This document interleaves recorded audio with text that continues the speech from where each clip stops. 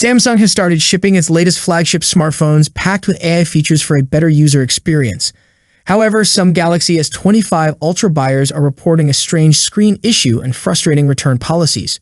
A Reddit user, Kulti claimed that Samsung sent them a defective Galaxy S25 Ultra with a screen glitch.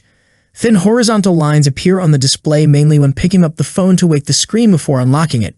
The user also noticed that the screen blinks unexpectedly.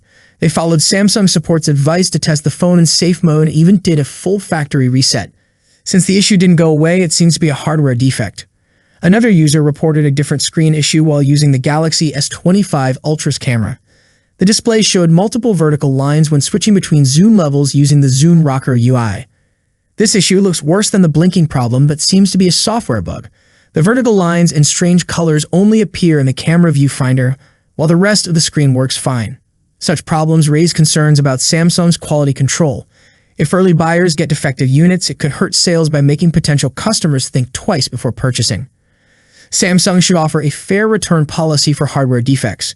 They should also set up a dedicated support system to address customer complaints, ensuring buyers get what they paid for. After the launch of the Galaxy S25 Ultra, first display issue report is here. A user has posted a picture of the Galaxy S25 Ultra with the grain on the screen.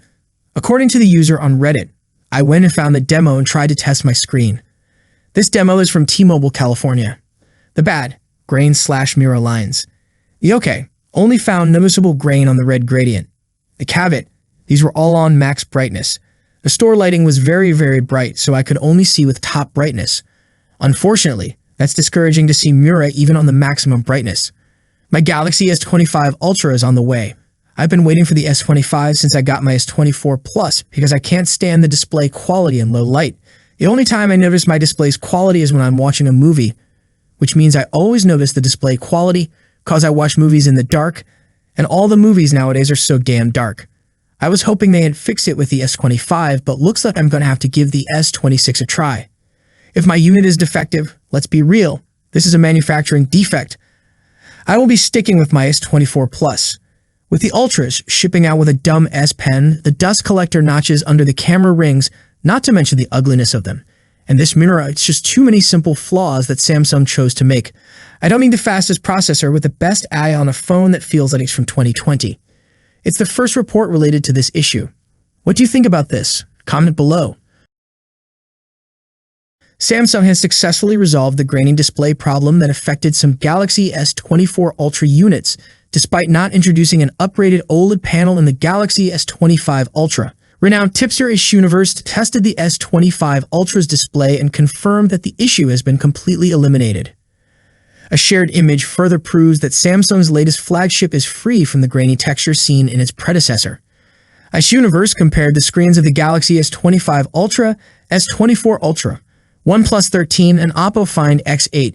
The difference was clear. At low brightness, the S24 Ultra exhibited a noticeable color shift, leading to the well-known graininess issue. Samsung managed to fix this flaw by refining its display technology, even while continuing to use the M13 material set found in the S24 Ultra's OLED panels. Meanwhile, the OnePlus and Oppo flagships highlight how OLED competition has intensified, delivering impressive color accuracy and performance at low brightness. Samsung got almost everything right with the Galaxy S25 Ultra, except for the S Pen. The company replaced the legacy Bluetooth-enabled S Pen with a standard one, sparking controversy among longtime fans. Another major upgrade is the introduction of Q2 charging, yet it hasn't gained much attention.